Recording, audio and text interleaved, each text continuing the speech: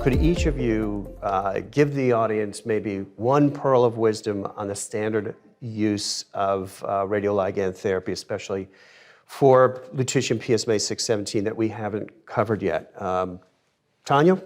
I just want to emphasize, because I think it's not widely known, that you can use a different dose. I think because of radium, perhaps, where there wasn't really a dose modification, it just wasn't so apparent. So if I have a patient who's really struggling with cytopenias, I will do a dose reduction. So just want that to be out there. Excellent point. Evan? We haven't talked about adverse events, so I'm going to focus on a unique adverse event that we don't see a lot of in oncology other than maybe head and neck tumors where they get radiation, but xerostomia is something that can occur with these patients because PSMA is highly expressed in the salivary glands. And so I always spend a lot of time counseling the patient in advance about things to avoid, things to do. I tell them, if you're smoking, quit smoking, it dries you out. If you drink a reasonable amount of alcohol, cut that back or down because that dries you out as well. Avoid alcohol-containing mouthwashes. I give them tips on, xylitol gum, these sorts of things. We want to avoid the use of artificial saliva because, let's be really honest, nobody likes that. It's kind of gross, but it's there as an option.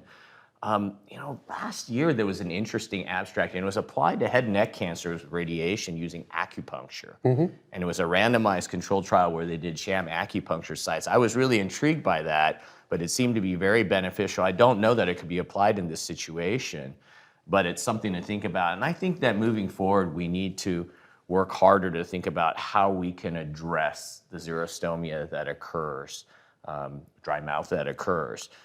Whether that's with supportive care, whether that's with different compounds. I've even heard that people have tried working with oral surgery or dentists to inject cold radiotracer into the salivary glands. But it's an area that we need to focus on for quality of life for our patients. So glad that you brought this issue up. First, in terms of adverse event management. Second, in terms of specifically the xerostomia. Because it does happen, and even although it's generally low grade, it does bother patients. And it is an area where I think as GU oncologists, we are not equipped with the management skills or even with the research skills to manage these patients without collaborating with the dental community, with the head and neck community. So we can learn not just the acute management, but also start clinical trials on better ways to prevent xerostomia, especially as we move into the era of the alphas, which I think is a whole area of investigation that's now dawning where the xerostomia is really dose limiting. That's a very, very good point. I'm really glad that you brought that up. It is dose limiting in some of our patients, even with lutetium.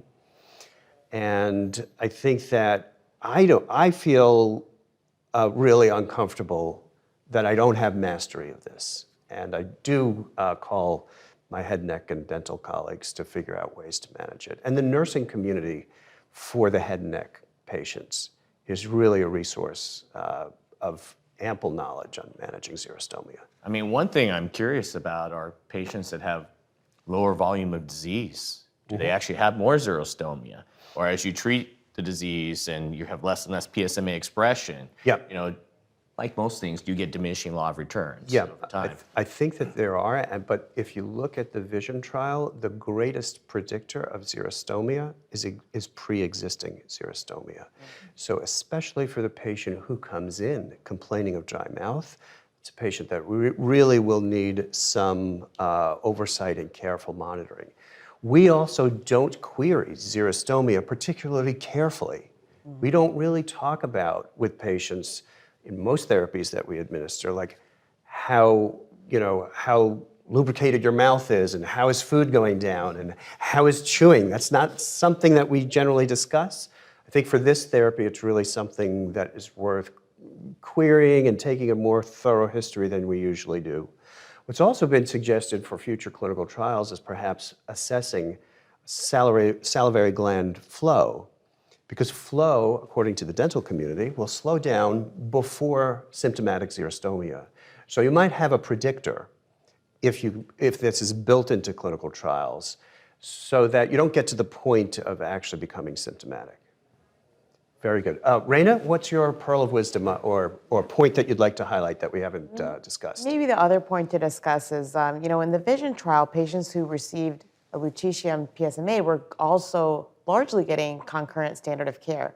So, over 80% of patients were getting a concurrent ARSI. And I do think in my practice, when I'm using lutetium, I am taking that into consideration when I am using, for example, if somebody has been previously treated with abiraterone, they haven't seen an AR antagonist. We do know that there's cross resistance. I would never really consider using the AR antagonist alone, but potentially to optimize their opportunity of enhanced response to lutetium, combining the two together. So I tend to try to combine if feasible, and I'm not gonna worsen toxicity for that given patient. Yeah. Tanya, how about, what do you do in practice? Do you usually give lutetium alone, or do you give it with another agent? If they're on an ARSI, I'll continue it, but I don't really usually go out of my way to add one. How about you, Evan? Similar to Tanya. I think that it's an interesting question because although generally we wouldn't favor putting patients on a second ARSI, even in PSMA4, which we're going to talk about in a moment, you had a 20 to 30% PSA decline in the control arm, which would suggest that some patients are still having a functional AR, and perhaps then you do get a little bump in PSMA expression by putting that on in some patients. And if you look at the subgroups of the patients in VISION, those who seem to have done the best are those who are on another ARSI.